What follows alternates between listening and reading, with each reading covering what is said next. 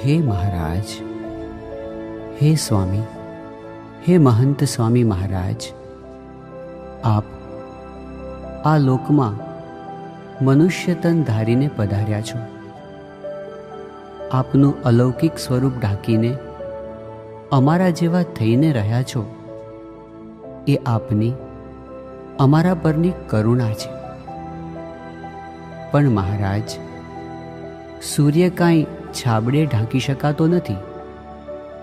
આપ ગમે તેટલું ઢાંકીને વર્તતા હો, પણ આપનું પારલૌકિક સામર્થ્ય પ્રગટ થયા વિના રહેતું નથી. આપના એક એક કાર્યમાં અમને આપનો પ્રતાપ ઉઘાડો થતો દેખાય છે. આપના સામર્થ્યની તો શું વાત કરવી!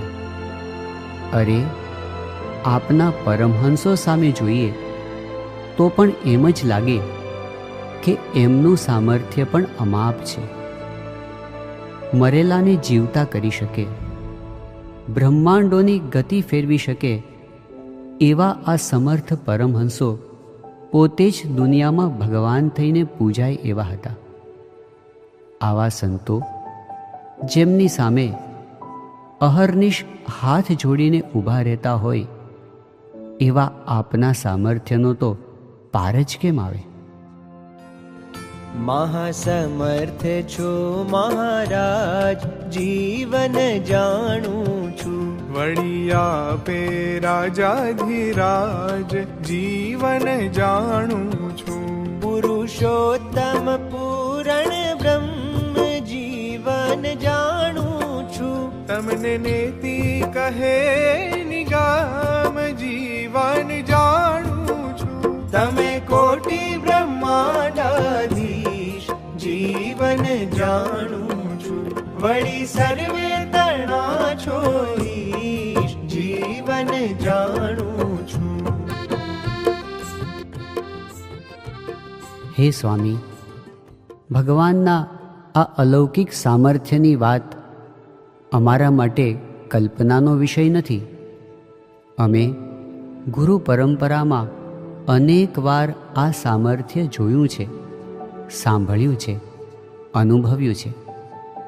અમે આપના સંકલ્પે અશક્ય કાર્યો સિદ્ધ થતાં જોયા છે. આપના આશીર્વાદથી વિઘ્નોના વાદળો હટી જતાં અનુભવ્યા છે. સ્વામી, આપ ભલે હંમેશા આપના સામર્થ્યને છુપાવીને વર્તો, પણ સૌના અંતર કબૂલ કરે છે કે સ્વામીજી તો મહાપ્રતાપી, એનું ધાર્યું થાય. સ્વામીજી તો મહાપ્રતાપી, એનું ધાર્યું થાય. સ્વામીજી તો મહાપ્રતાપી, એનું ધાર્યું થાય. એની મરજી વિના કોઈથી કરણું નવ તોડાય. એની મરજી વિના કોઈથી કરણું નવ તોડાય. સ્વામીજી તો મહાપ્રતાપી, એનું ધાર્યું થાય. એનું ધાર્યું થાય. એને મરજીના કોઈથી તરુણ ન તોડાય. બ્રહ્માંડ જેનો હલાયો હલાય એવા સ્વામીના મનમાં આ કીર્તન ભાવ થાય. એવો મહિમા કાયમ જો રાખીએ તો આપણા જીવનમાં શાંતિ અને સુખ રહે. સ્વામી, આપના પ્રતાપે આપનું ધાર્યું થાય એવું અમે અનેક વાર જોયું છે. પણ સ્વામી, આપનું સાચું સામર્થ્ય તો આનાથી પણ વિશેષ છે.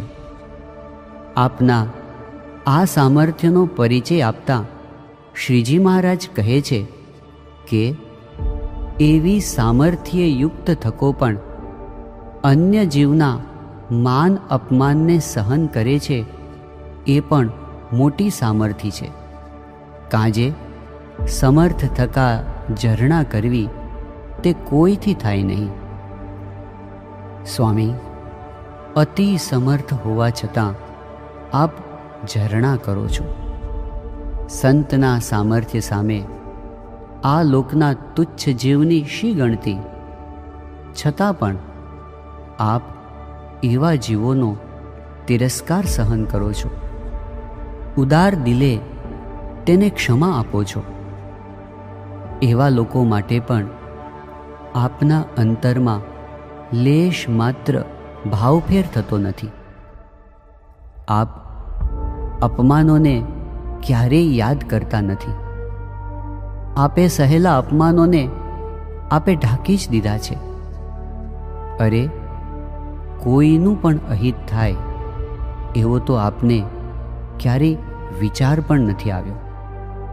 એટલું જ નહીં, પોતાનું અહિત કરનાર હોય એનું પણ હિત થાય.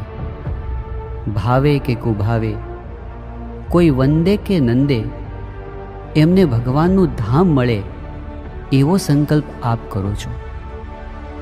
આપે તો અહિત કરનારનું હિત કર્યા પછી એને જણાવવા પણ નથી દીધું કે એના માટે આપે કેટલું કર્યું છે. અહો, આપની આ કેવી સાધુતા! જુઓ વર્તમાન કાળે આજ, કેવા નિરમાની છે મહારાજ. આપે સમર્થને સર્વે સહે, એવું નિરમાની પણું ગ્રહે. કરે તુચ્છ જીવ તિરસ્કાર, તે પર રોશન કરે લગાર. હવે સ્વામી, આપ ખરેખર આવી પવિત્રતાની, નિર્મળતાની મૂર્તિ છો. પરંતુ સ્વામી, આ તો થઈ અમારા અનુભવની વાત, પણ આપનું સાચું સ્વરૂપ તો અમારા અનુભવથી પર છે. આથી જ સ્વયં શ્રીજી મહારાજ આપનું સ્વરૂપ સમજાવતા કહે છે કે એ સમર્થ તો કેવા જે એના નેત્રમાં ભગવાન જોનારા છે, અને એના પગમાં ચાલનારા ભગવાન છે. એમ એ સંતની સર્વે ઇન્દ્રિયોમાં ભગવાન રહ્યા છે. સ્વામી, મહારાજે અમને સમજાવ્યું છે કે આપ ભગવાનનું સ્વરૂપ છો. યોગી બાપાએ પણ અમને આ જ વાત સમજાવી છે. મહંત સ્વામીમાં ભગવાન અખંડ રહ્યા છે. મહાન સ્વયં ભગવાન કાયમ રહે. તમે વિશ્વાસ બેઠો સારું, વિશ્વાસ બેહવો તો મહાન સ્વયં ભગવાન કાયમ રહે. વાત બેઠી ના બેઠી, સર્વે ક્રિયા ગુણાતીત લાગે. બધા સમય ભગવાન દૂર ન જાય. માટે મહાન સ્વયં મનમાં સમજવો. સ્વામી, અનંત કોટી બ્રહ્માંડના અધિપતિ એવા શ્રીજી મહારાજ અમને આપના સ્વરૂપે મળ્યા, જેમના અંગે અંગમાં એક કે એક રૂવાડે શ્રીજી મહારાજ રહ્યા છે. એવા આ સંત આપ છો. સંત તે સ્વયં હરિ. જેના શીશમાં શીશ છે શ્યામનું, જેના નૈણમાં નાથના નૈણ, સંત તે સ્વયં હરિ. જેના મુખમાં મુખ મહારાજનું, જેના વેણમાં ભાલાના વેણ, સંત તે સ્વયં હરિ.